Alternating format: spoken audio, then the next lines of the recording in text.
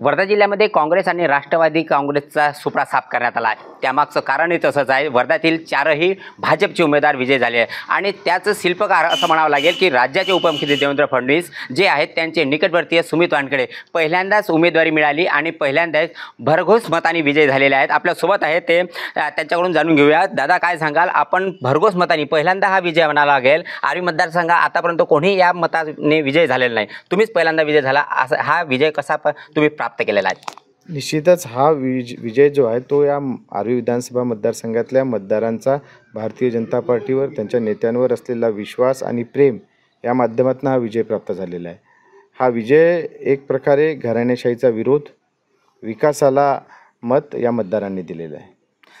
नक्कीच कुठेतरी अनेक विरोधकांनी हा मुद्दा उचलला होता की शेतकऱ्यांच्या सोयाबीनला भाव नाही आणि कापसाला भाव नाही। तो मुद्दा बाजूला ठेवून तुम्हाला भरघोस मतांनी हा विजय प्राप्त झालेला आहे। त्यामागचं कारण कुठेतरी शेतकऱ्यांनी हा तुमच्यावर एक प्रेम दाखवण्याचा प्रयत्न केला आहे। निश्चितच ही गोष्ट खरी आहे की शेतकऱ्यांच्या सोयाबीनला भाव कमी झाला आहे। ही गोष्ट खरी आहे की कापसाला भाव कमी झालेला आहे, मार्केट डाऊन आहे। परंतु हे असताना सरकारने शेतकऱ्यांच्या पाठीवर हात ठेवलेला आहे।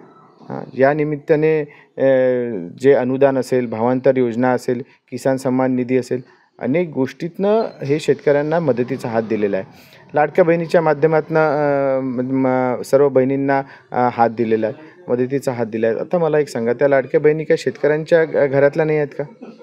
तर त्यामुळे एक कुठेतरी फेक नॅरेटिव्ह जे तयार करायचा प्रयत्न या काँग्रेस, राष्ट्रवादी काँग्रेसच्या पक्षाने आणि त्यांच्या कार्यकर्त्यांनी केला होता की महायुती हे शेतकऱ्यांसोबत नाही आहे, त्याला उत्तर शेतकऱ्यांनीच दिलेलं आहे। चारही उमेदवारांपैकी सर्वाधिक जास्त मतांनी आपण विजय झाले आहे। तुम्हाला कसं वाटतं? हा पहिल्यांदा विजय वाटतं? तुमच्या कुटुंबाला कसं वाटतंय? तुम्हाला कसं वाटतंय?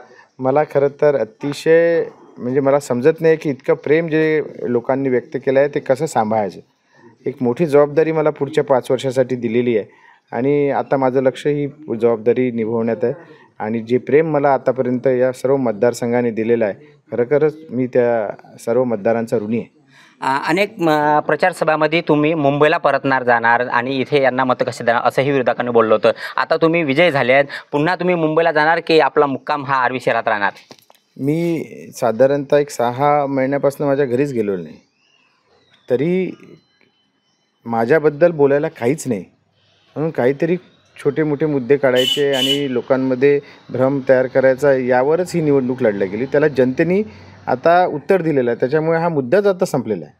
नक्कीच मुंबईला परत जाण्याचा मुद्दा जो विरोधकांनी मांडला होता तो मुद्दाच नव्हता। त्यांच्याकडे कोणताही मुद्दा नसल्यामुळे हा मुद्दा त्यांनी समोर आणला असल्याचा सुमित वानखेडे यांनी सांगितलं आहे। कॅमेरामॅन गौरवसह भूपेश बारंगे, लोकशाही मराठी, आर्वी, वर्धा। लोकशाही मराठी, ऐका, पहा, जागरूक रहा।